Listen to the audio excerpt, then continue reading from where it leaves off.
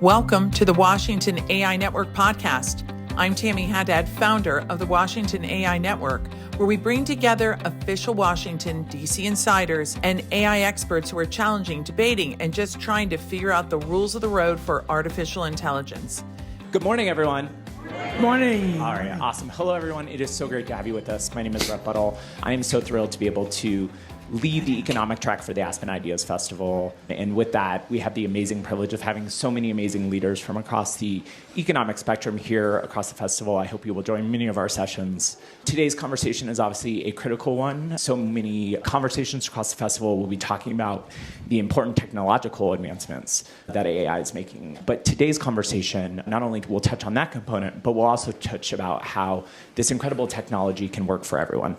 So we will hear from amazing people who are working on policy, people who work in the private sector, but really rooted in how this technology can work for community. So with that, it is my pleasure to turn the conversation over to the amazing woman who needs no introduction at all, Ms. Tammy Haddad. Thank you, Red.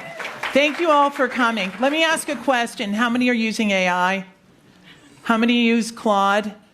Oh, where's Elizabeth Kelly? She'd be so happy. Gemini, Copilot, ChatGPT.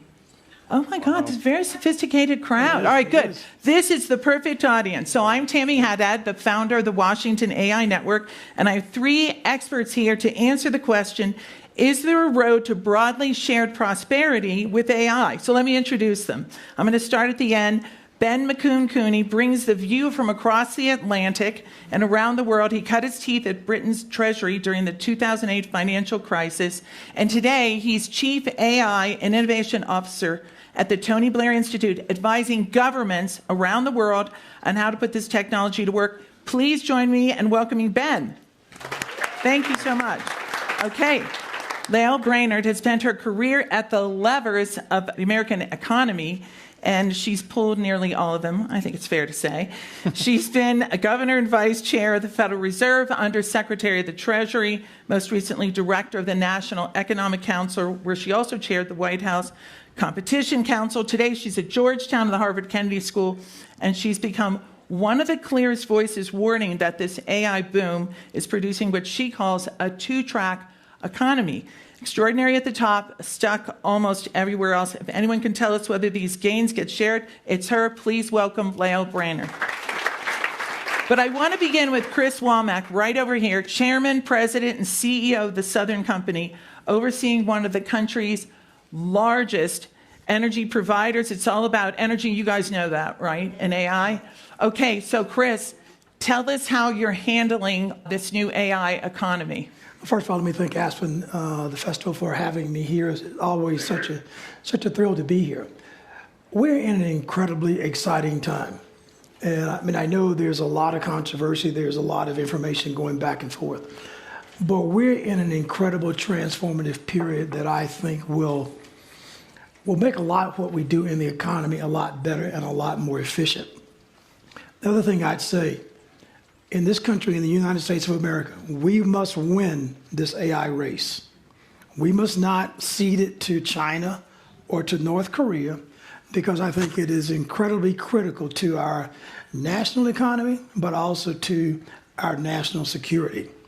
And so when I say that, I think about what it means for the power sector and for the energy sector.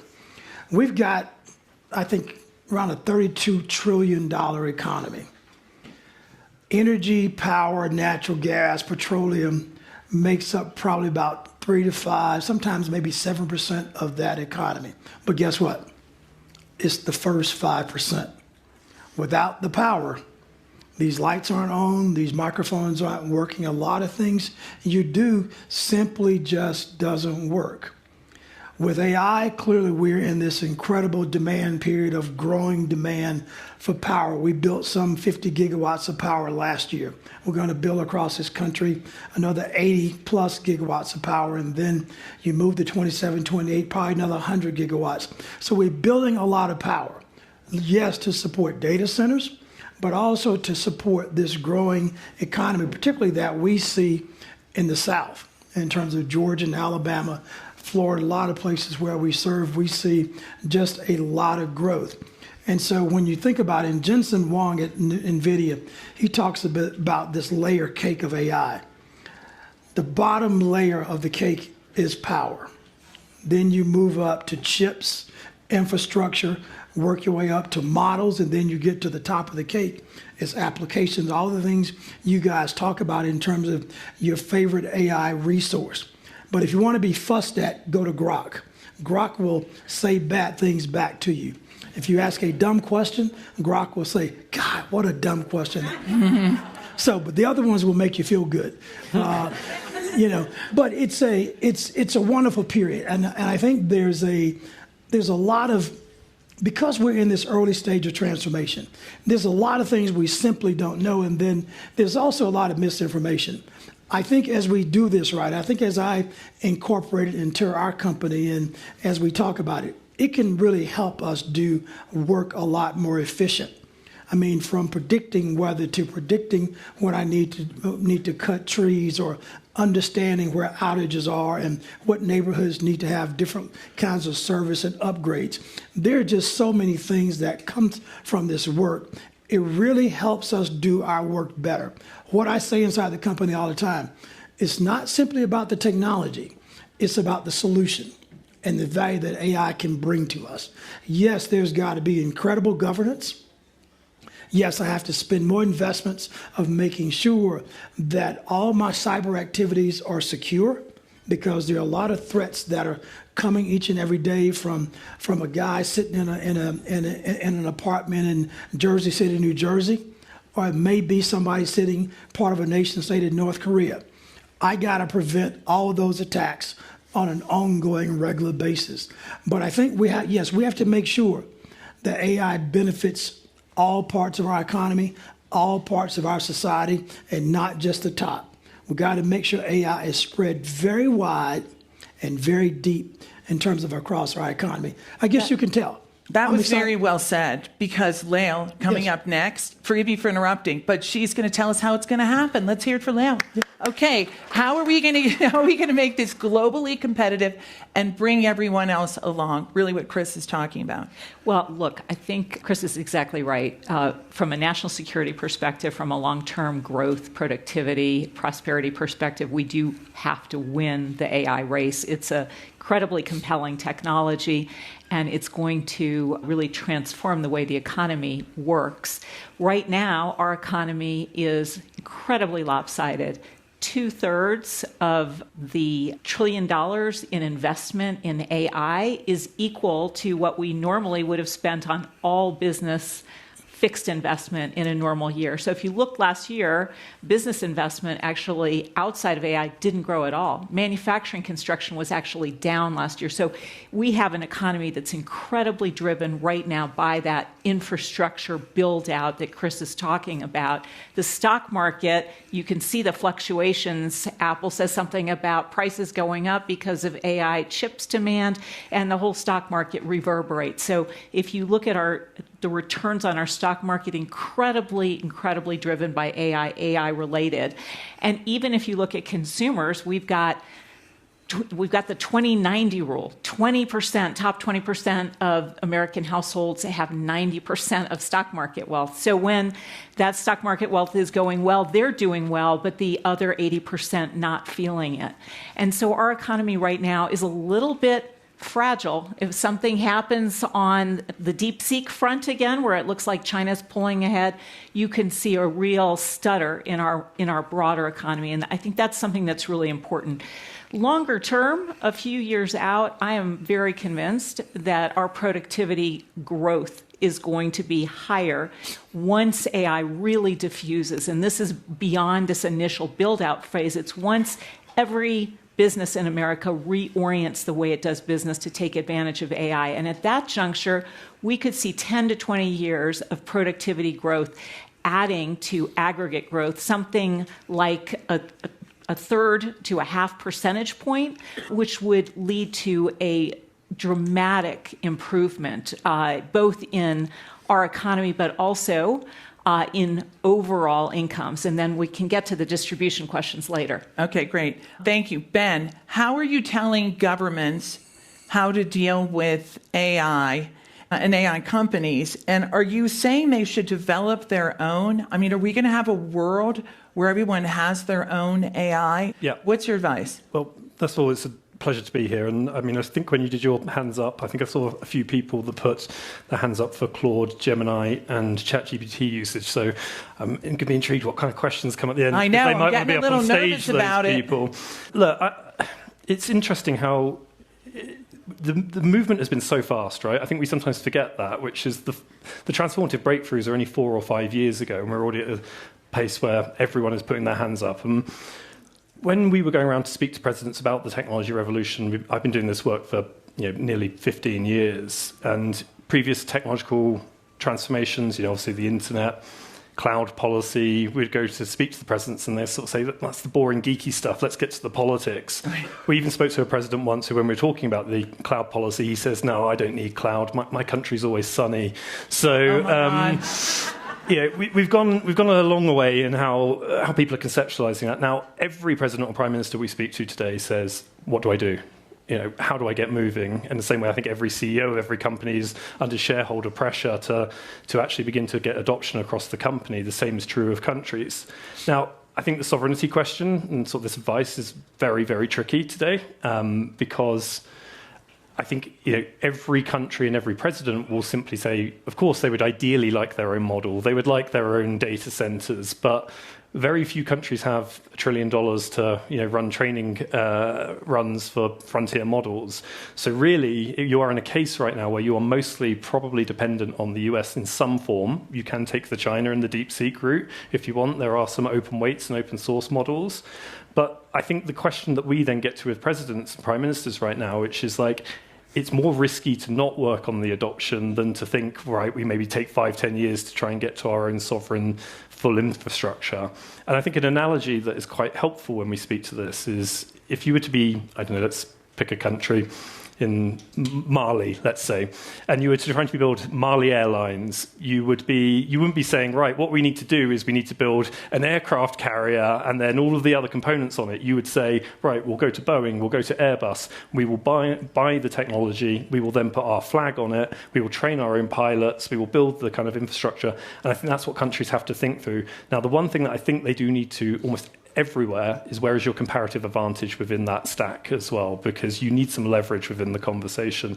Now, that's not easy. UK is probably third in the world on AI because we had DeepMind and its kind of infrastructure. I know the Americans now own DeepMind, but we hold on to it a little bit still. But you do need to then think about where is your application. That could be in biotech, life sciences, that could be some in the chip. And energy is a very big play that's happening around the world right now. It's why nuclear is back on the table in most countries, and other forms of technology, geothermal, other bits of building. But that's the bit that really presidents and prime ministers have to think is like, where do I have leverage and where will I have advantage in this modern era? Well, Chris, you have leverage because you're nuclear power. You've got these data centers. I wonder how you deal with the issue that actually we should ask people, how do you guys feel about data centers? How many are for data centers? And how many are nervous about it? Okay, about half and half. But you have been very successful in both. Yep. And you don't run data centers, you power data centers. And you've also stepped into nuclear. Can you talk about that? Because this is all in response to AI. It is. And let me say something first, though, about your question about are you for or against data centers. There's just this real misperception about what a data center is. Because if you're everybody raised their hand about using some AI tool. Where is that coming from? Where's the information being stored? What cloud? Where is it being housed? In a data center. Yeah, there have been some myths about it's driving up electricity prices and it's using all this water and it's making all this noise. Most of those issues have been addressed. I mean, I know for us as we price data centers, because of what we're charging hyperscalers and data centers to locate data centers, they're paying more. So as a result, bills for everybody else are going down. And because they have closed loop systems for water. So there's a lot of myths there that are just not accurate. Yes, we brought the last 2 nuclear units online in this country in 23 and 24. And so we're very thrilled to have done that. But with this incredible demand that we see, we're looking to take those learnings for others to benefit from them, and saying in this country, I think by the middle of next year, we need to make a commitment in this country to build at least 10 more. And so that by the mid-30s, we've got some 10 units online being able to serve the data center growth needs. But yeah, we'll make sure all that is structured in the right way. So customers benefit, communities will benefit, but then also all the customers and the users will continue to have the services they need, and we continue to support our economy, but also our national security. I feel good about where we are there. Yes, complex, there are things we have to work through, but I think we're in a good place to make sure we do this the right way. What about the workplace? How do you talk to you have 30,000 employees. How do you talk to them about AI? I'm sure they're nervous, as many people are. Not really. I mean, because it's, like I said, you got to get beyond the technology. How does this help you do your job better? What solutions does it provide to the work that you do, whether it's call center work, whether it's the line crews that are going out replacing transformers and fuses, how this gives them more information to restore that service, but also how we use it to help them be safer. So there are just so many values and benefits and speed that comes along with this technology. Yes, we have to govern it properly, but I just think it's a wonderful opportunity in terms of using this technology to provide incredible solutions in terms of how we do our business and run our company. Lael, what about workplace? I mean, we've seen the tech companies lay off a lot of folks. Sometimes they say it's AI, sometimes they don't, but there's no question it's the biggest fear on AI, on data centers. And if you talk about the industry side, they're not investing because they're not sure where the technology is going. Well, how do you look at the workplace situation? Look, I think this is a massive, important conversation that our political leaders should be taking on today and should be working with labor leaders, with business leaders, with heads of AI companies to really chart a path forward. How do you do that? Yeah, I mean, you got the tech companies, right? They're competing, right? We've got these situations where they're competing directly. So are you suggesting that they come together? Well, this administration is definitely not going to bring them together for workplace issues, or at least not yet. How do you think that works? Yeah. Well, let's step back and just ask, what are people worried about? And if you look at what they're worried about, the tech leaders themselves have been extremely apocalyptic in terms of how many jobs are likely to be wiped out. Wiped out. Those are the kinds of words that they've used to talk about AI. Now, most, the kinds of head of frontier companies know a lot about the speed of their models and how quickly they're reaching milestones. They are not economists, they are not historians.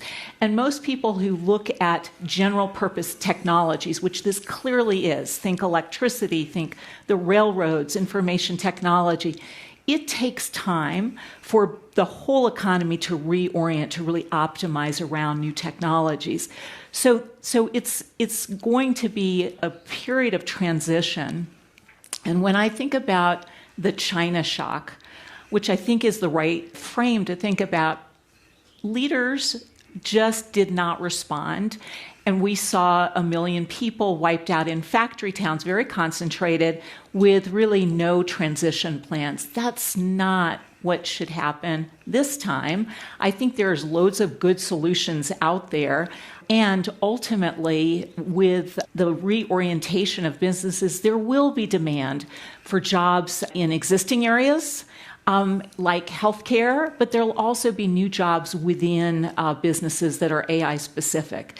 But the fear is real. 2/3 of Americans worried, and the numbers are worse for young people who are the actual AI natives. And that's the other thing I think that's really important to understand here. People are worried because these are the jobs that for the last 30 years they've been told, take these jobs. They're not going to get displaced by migration to China or automation. And now people, and young people in particular, are asking, so what are the good jobs for me and what should I be training for? All right, I'm going to switch it up a little, Ben, because you're on the cutting edge of AI technology. Can you give us a sense of where we're going? I mean, even the language that people are using now, agentic AI, harnesses, tokens, all of this language. I mean, when you're not even speaking the same language, how do you move ahead? Again, but you're at the cutting edge.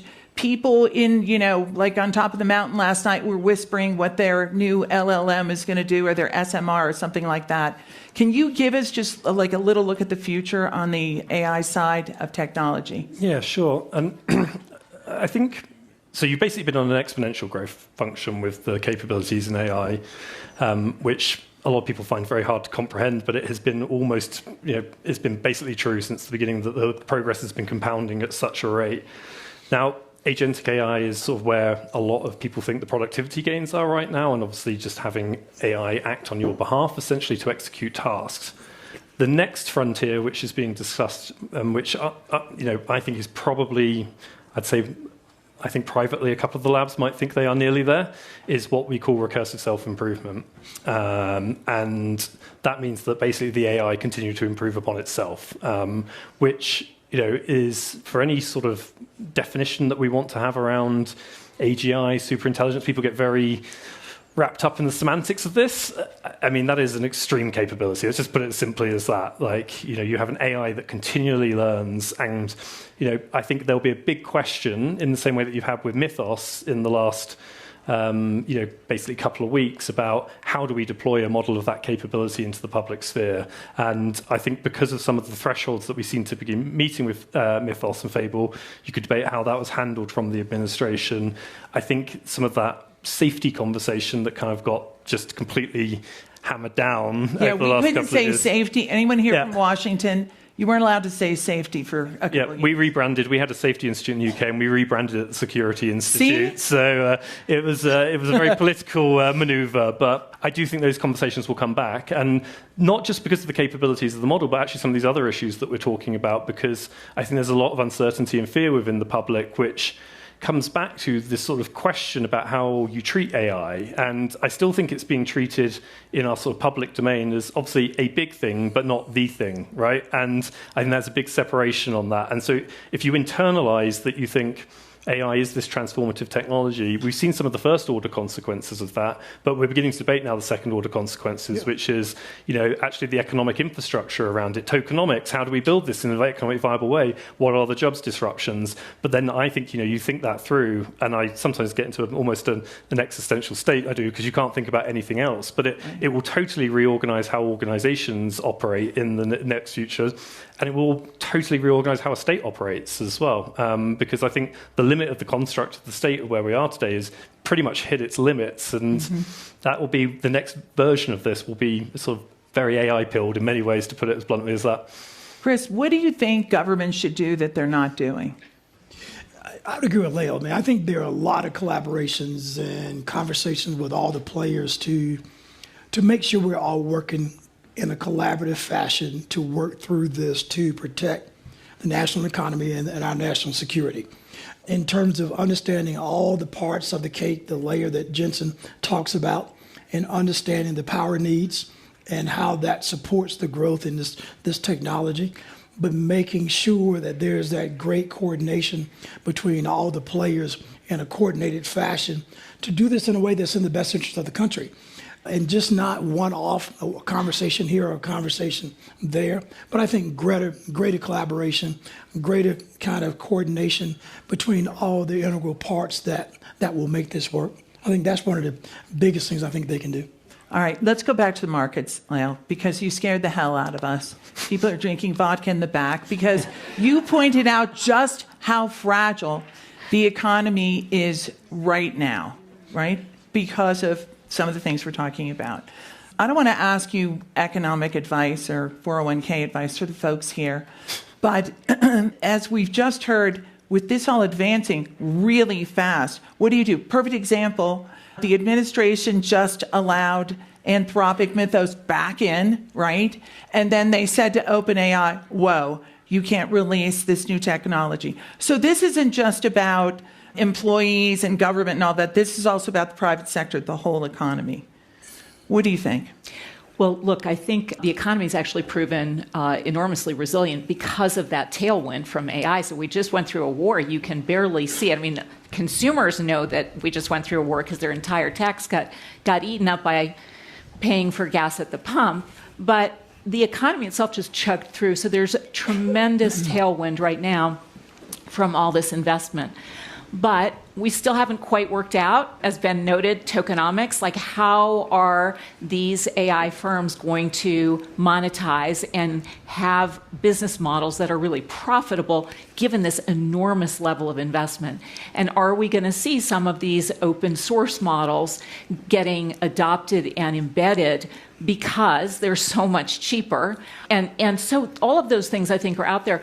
I think in terms of the economy, it's actually better that we have these moments where everybody kind of reassesses how much debt they want to be extending to the largest AI companies and reassesses, what the right valuation is. These corrections, I think, are incredibly helpful so that the economy doesn't get so far out and we don't see so many financial imbalances that we're vulnerable to some kind of bigger leveraged correction in the stock market. I interviewed Van Jones, and he said that AI is the greatest opportunity for his community in his entire lifetime. So let me ask you this question. Do you think AI could actually reduce inequality? So look, I think there are some really important policy tools that need to be brought to play. I don't think AI on its own is going to reduce inequality. No, I think you need institutions and social agreements that condition how AI affects distribution opportunities. That's where we need to be talking right now. But if you look I'll just give you a simple example. For those of you who are small businesses, you know what the tax advantages are when you make an investment in anything, but certainly in AI, right? You get your bonus depreciation, you get your full interest deductibility, you get investment tax credits. What happens when you hire a worker? You have to pay for their health care, you have to pay payroll taxes.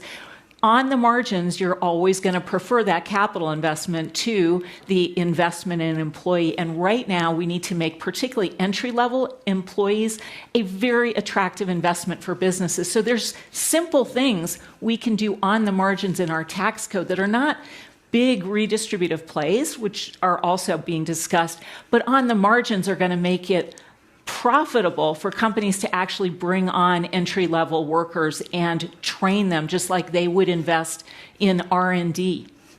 All right, so I'm going to ask all three the unfair question, which is, how do you change people's feelings about AI? Ben, I'm going to make you go first. Well, maybe actually a little bit to touch on that inequality point as well, because I think there's an analogy that you touched on with China shock as well and globalization, which is actually, if you looked at, say, somewhere like France, US, you had the Gilets jaunes, you had the first Trump administration born out of a lot of that. But then you look at a Vietnam or somewhere, and they're like, yeah, we want more of this because they see that path upwards as well. And so some of this, actually that inequality and that sort of opportunity axis around the world is very, very different. So I do think a lot of countries see that deep opportunity. But in terms of, I think, the sort of the benefits, I mean, we use the term use case a lot, and really it is just getting towards some of those outcomes. Now, the easiest ones to my mind, which I do speak to presidents and prime ministers about a lot, is healthcare. I genuinely believe that we will have a very different, completely constructive healthcare over our lifetime. And I've got a 3-year-old daughter who, my mind boggles about the potential of both her health span and I think probably even into lifespan questions, which are, big social questions. Education as well. Again, we did a trial in a country with an AI tutor on mathematics, STEM. They got 2 years worth of schooling in 2 months. And now that's a huge, if you thought about a jump like that in terms of public policy outcomes, you would have killed for that 10 years ago. So I think you'll begin to see some of these very quick transformative abilities, and actually think in terms of opportunity as well. There are fear of job disruption, but we've seen the first one-person, $1 billion company as well. So it will open up opportunity space as well. And I think there are lots of those that people will see in the very near future. Mm-hmm. Okay, what about feelings? How are you going to change feelings about AI? I mean, the three of you could go from room to room and talk about AI. But I ask because I do feel like there should be some sort of public campaign. But I think it's because people don't see the benefit to themselves right now. Is that to me again? That's to you again. Feelings. Oh, I'm British, so... That's why I started with you. Yeah. I thought you could start a trend. So you don't have feelings. Yeah. Okay, you don't have to answer, Lael, feelings. No, he's got... Let's ask the economist. Oh, no, let's ask the CEO. Come on, guys, don't you want to know an answer? Who wants to know and answer that? Come on. So economists don't do feelings either. But I will say that I think the most important thing is to give people a sense of control. I mean, what now AI is happening to them? They need to feel like there are actual things that they can learn that make them more productive, that make them more attractive as employees. So we need to be providing pathways.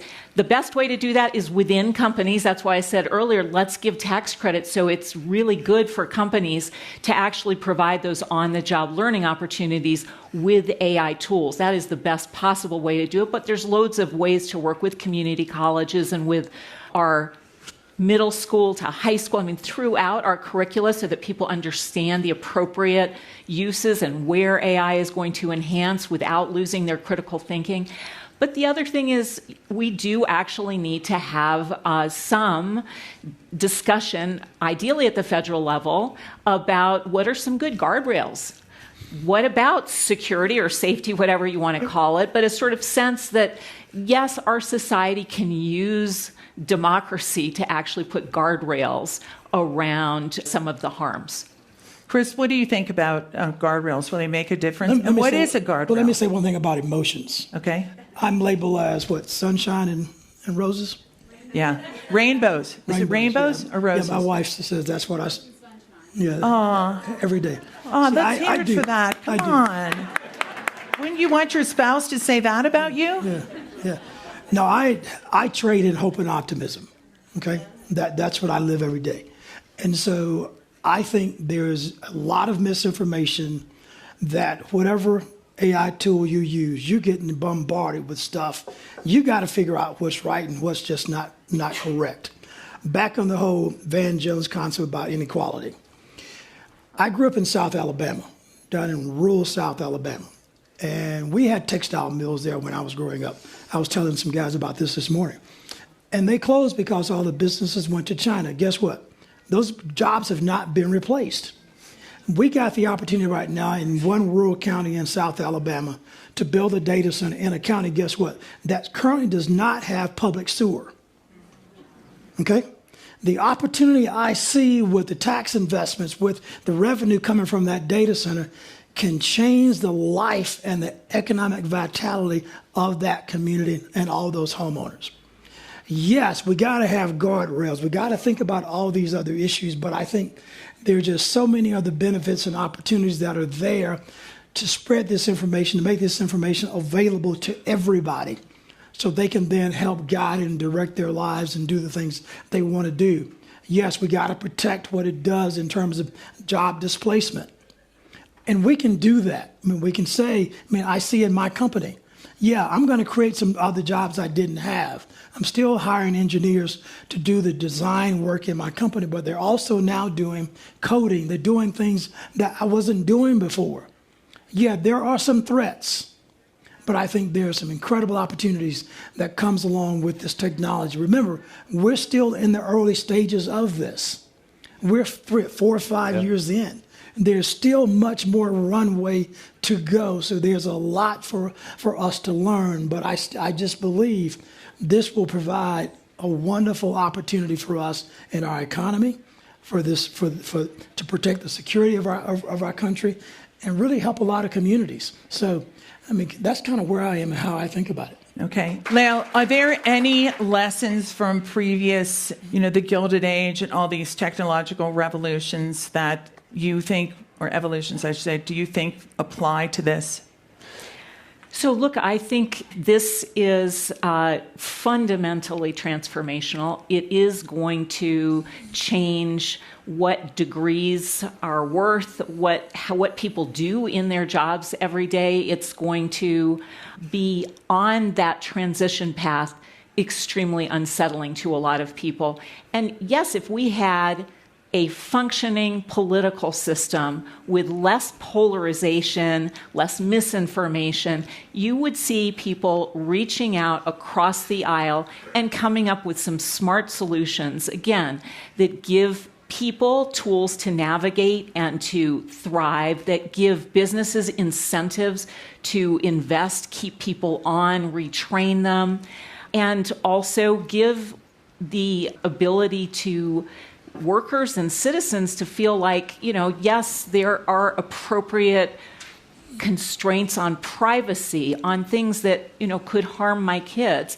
All of those things are very feasible. And, what we learned from the Gilded Age, what we learned from the China shock is responding after the fact is wasteful and extremely politically disruptive, leads to this kind of polarization that we're seeing in the political system. So get out ahead, give people tools to feel like they can control and navigate, and make sure that businesses have those incentives, and then we won't be looking at much more radical solutions down the road.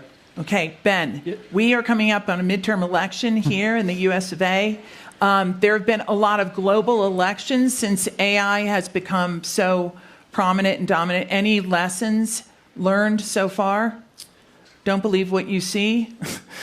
Yeah, I don't think AI has been a sort of a vote winner or a vote loser so far in any election I've seen. It's definitely something that, if you take actually the last British election, there was some discussion around this, which the current administration, Keir Starmer, who's just obviously stepped down, they took quite seriously, but they still did treat tech policy as the side issue, not driven from the Prime Minister or the President. You've seen other countries around the world where it's become a very pressing issue. Like if you look at a country like Ukraine right now, just because of the crises there, that's actually become absolutely essential, particularly manpower shortages, etc. But translation into elections and politics yet, not so much. But it definitely will, because actually if you take that historical lens, by the way, if you look at the Industrial Revolution, you have many lessons from that. Even in the UK, which was the home of the Industrial Revolution, the Labour Party was formed out of the social consequences of that. You had the Factory Acts, you had the Employment Acts. The Labour Party becomes then the party of the workers as in response to the industrialisation of the economy. In the 30s with the electrification, to that point, you had huge social movements against it. You had a group in the UK called the Pylon Poets, led by John Maynard Keynes, the famous economist, because they just thought these pylons were just these horrible blight on the countryside.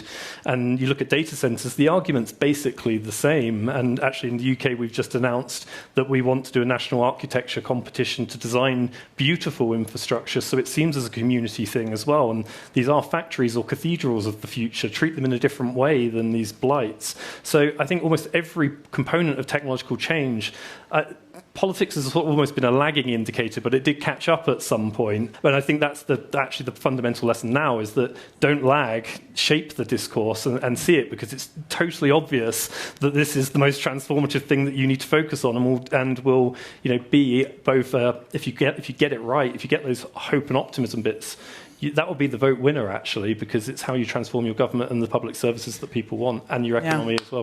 That's great. Okay, one more question, and then we're going to turn to the audience. And we have two wonderful people. Please wait till the microphone comes to you. We have a gentleman right there if you want to start over there. Okay, when you come to a Washington AI Network event, and I hope you all come if you're in Washington, D.C., we ask everyone this question. And the question is, what is your best prompt? Chris, what is your best prompt? I should tell you while you're thinking about it that I asked Sam Altman this very question. And you know what he said? Ask ChatGPT. So I thought, that's why you're Sam Altman. Okay, what's your best prompt? It's pretty close. Ask. Ask whatever model I'm using at the time. Okay. All right, Lael, what do you use? What do I use, or what do I ask? What do you ask? What is your best prompt or your favorite prompt? So I've found that I have to always say, critically, do anything. Be critical. Criticize your answer, because otherwise I have to do a whole second round of prompts. Okay. Ben? So you guys are tough. So actually, I was in the AI summit in India earlier this year, and Shriram Krishnan, the White House policy advisor, asked me this question on stage and put me right on the spot. And I was thinking, my last prompt was something looking at the Indian bureaucratic system. I can't offend my host. And so I got a bit stuck, and Shriram said I was good at looking at Indian traffic, and it caused a whole rupture on social media. So these are the innocent questions that often get you in trouble. But Right. I'm going to sort of say that I actually don't use prompting in the traditional form anymore, because I use it as like a reasoning tool. And it's almost like a Socratic method for me these days. And it is just a pure form of interrogation to elucidate my thoughts. So I'm not a great prompter anymore, I'm a reasoner. How many were at the AI loneliness event yesterday? Where, my basic comment was, ask it, because they were worried that the AI was so sycophantic with you. And I'm like, well, just tell it not to be. I mean, this is not hard. Mark All right, Andreessen sir, please, when you stand up, say which AI you use. Just give us your first name and make it a short question so we can get a lot of people in. Go ahead. Yep, Francis. A couple of quick observations. First of all, this transformation is extraordinarily disruptive. And the next 10 years, by every scholar I've seen, is going to project some 50% of our American jobs will be impacted. And our country is not ready for it, but that's one observation. But let's go to the real question that I really have, which is real competition with China, which defines the rest of our century, this century. The fact of the matter is that our AI platforms are very advanced and advancing, extremely power consumed, intensive power consumptions, and very expensive. On the other hand, Chinese model, they're opting a model where their algorithm consumes significantly less power, more as effective maybe in applications, and is open source. They give you the tools, you go ahead, use it, and 95% cheaper than any of our platforms. That's a real competition. Okay, let's take it. It's a question. Yeah. How are we going to compete? Okay, who wants to go first? No, Chris. we're going to learn from China. We're going to see what they're doing. We're going to get some benefits and find efficiencies from what they're doing. But I think it's going to be important for us to keep advancing, keep moving forward so we can win this race. Okay, Lael, sorry, I was distracted. So I think that's already happening. People in America are using AI that is built on Chinese open source models and modified in various ways. That's going to continue happening. I'll tell you one thing that we shouldn't do. We shouldn't put out edicts that nobody abroad can use our LLMs without any differentiation between countries that are our traditional allies and partners and countries that are strategic rivals. That is just triggered a huge conversation in Europe about, look, we learned that we have to be strategically autonomous from Russia on energy. Then we learned that on critical minerals with China. And now we learn that we have to have our own AI, which is terrible for the US because those big frontier models need a lot of market in order to justify those big investments. Okay, very quickly. Hi, thank you. My name's Ellen Sabin. I really appreciated that you brought up children and the next generation, and I'm a little bit of a broken record on this. But I think we learned through cybersecurity and STEM that if we don't start early, we're way too late. So my question is for both governments and companies, what is the obligation and what is the best way to start young enough for both employees and kids to bring AI into families early so the next generation of the workforce knows how to do this with safety and critical thinking? And we didn't even get to talk about education. We couldn't fit it in, but how people will do it. Ben, do you want to take that? Yeah, look, I think the simplest way that I would be thinking about this is like an AI tutor for every kid. It would be the most transformative form of education if you could design. Is anyone doing that anywhere? Not really. An AI tutor for every child. It would be the most democratizing and powerful way to transform your education system. Estonia has actually just entered into a deal with OpenAI to try and do that, and some countries are looking at it. Now, I'm not saying that you just the kids just sit with an AI all day. Like, you actually think about the form of schooling to do that, but you do want them engaging with it in the right kind of way. I think there are guardrails to put on that. But if I look again at something like, I have my 3-year-old playing with Khan Academy, and it's just such a more powerful way to learn than the old broadcast Victorian schooling model of someone basically lecturing at you as well. So I think that's the best place to start in the modern era. Okay, thank you, sir. Hi, I'm Krishna Muturi. I'm the founder and CEO of Ampere. We created a world model for industrial energy and equipment physics. My question is for Chris. You talked about generation, but you didn't touch upon the grid constraints of... Because how much time could there be? The grid, it's all about the grid. Oh my God, everything's on the grid now, right? If you can't supply power, and also the application side of things. Now, we're talking about LLMs, Gen AI, et cetera. Once we go beyond that, the applied AI side, where the rubber hits the road for manufacturers, small businesses, to be able to use it. How are you seeing it? What are the patterns, especially for Ben? Just let me say on the power side, you're seeing 1,000 miles or so of transmission build-outs. You're seeing a more distributive infrastructure being built out as well. So as we build the generation, you're seeing all the other components that make this grid so stable and so reliable. Those investments are being made there as well.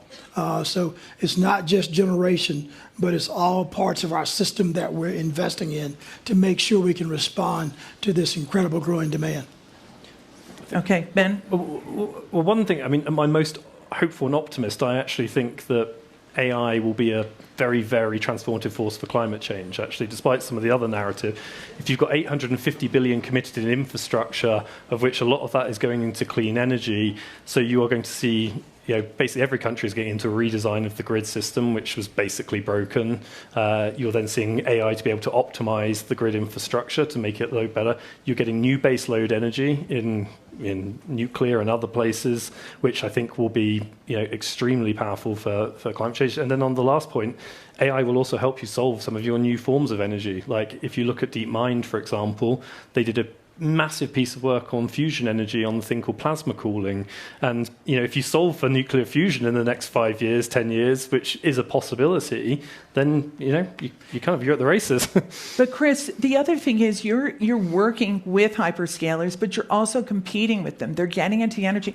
Everyone's moving into other people's territory. Not really. I mean, people believe that. They don't want to get into the energy business. They just want the power. What do they want? The power. I mean, they just give it to them. No, and that's what we're doing. I mean, there's that myth that they want to build nuclear plants. Well, what are they building in Virginia? They're not building nuclear plants. There's an MOU, right, but it has never happened. Data center. Yeah, it's all these myths. I mean, I meet with these folks all the time. Mm-hmm. They say, Chris, you do this, we'll sign up with you for an agreement, but you do this, let me do what I do. I mean, so. That's not reality. That's not what's happening. Okay, one more question. Please stand. Nancy Lazar. First, thank you for bringing up gouging out middle America, all those goods-producing jobs that were gone. I haven't heard that once talked about here in Aspen, so thank you for bringing that up. Second, you highlight how AI has clearly boosted growth, and now we see that it's boosting inflation. Should the Fed raise rates to cool things down? Just a light question to them with. Well done. I love it. Let's hear it for her. Come on. First, let me just say, if we just did a big poll, 2/3 of Americans are really stressed by how high the cost of living is and much more worried about prices than they are about their incomes not keeping up. So when Apple comes out and it says $200 overnight increase in an iPad or a laptop, I mean, this is just one more thing that makes Americans feel like, my God, prices are out of control. I can't afford beef anymore. We heard this over and over. In terms of the Fed, I hate being too precise because then it will be quoted. But I do believe that we've now seen 3 waves of inflation right on top of each other. You might have dismissed tariffs as transitory. Maybe you wanted to dismiss oil as transitory. Now you've got AI, memory chips driving up the prices of appliances and electronics. And prices have been well below that 2% target.